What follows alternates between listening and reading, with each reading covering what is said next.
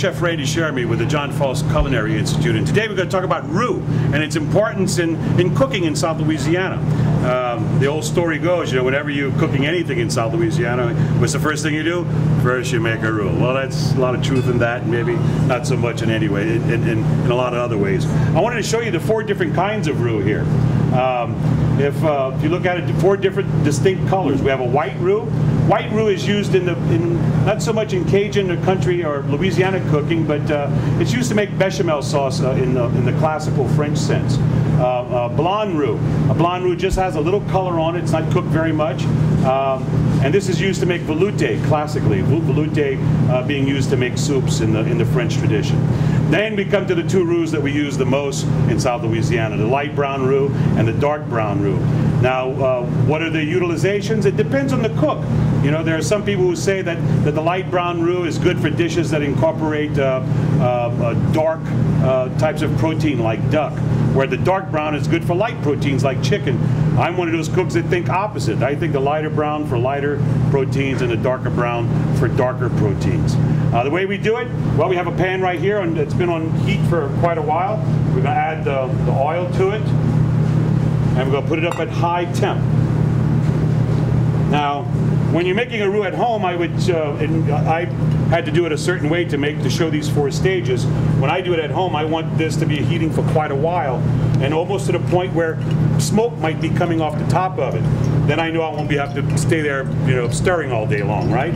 But this looks like it's getting pretty hot quickly. Yeah, I'm gonna go ahead and add that to it.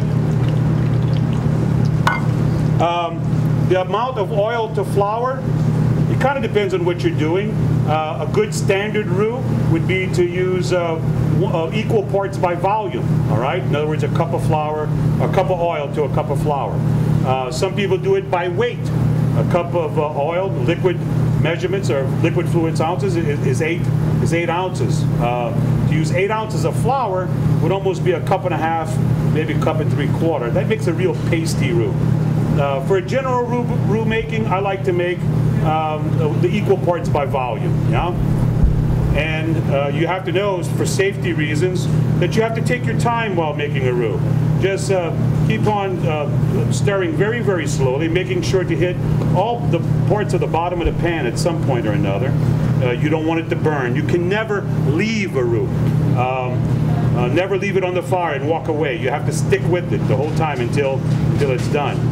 Now, in a lot of Cajun Creole cooking, once the roux has reached the color, the desired color, then what we call Trinity would be added to the roux. What's Trinity? Well, very big Catholic community. Trinity basically is onion, celery, and bell peppers, right? Yeah.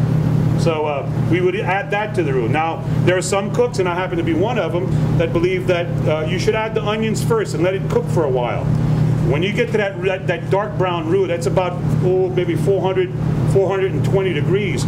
When you add just the onions to that, the onions will caramelize and bring a nice sweetness and bring a little complexity to the dish, rather than throwing all of the Trinity at one time, where the water content of the other 2 vegetables wouldn't allow that. Yeah. So, and basically, the cooking of the roux is just cooking it until the desired brownness, okay? And the desired brownness really depends on what you're cooking.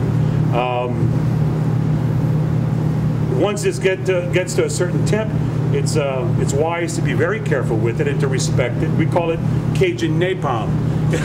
It'll take the skin right off it'll take your skin right off. So you have to treat it with some respect, and don't stir it real vigorously, or it'll splash on your skin and then you'll have a bad burn.